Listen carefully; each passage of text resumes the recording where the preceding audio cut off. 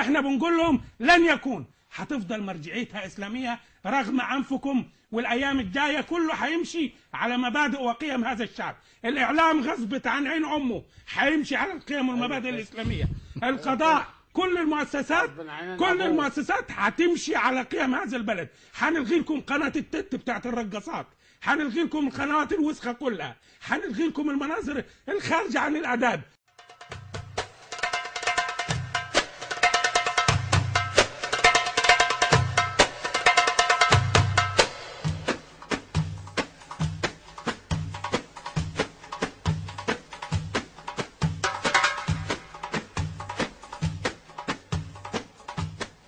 مش هنخليكم ترتزقوا يا خالد يوسف ولا يا غيره ولا يا هيفاء ولا بتاع، مش هنخليكم ترتزقوا على جفا قيم هذه البلد. لن يكون.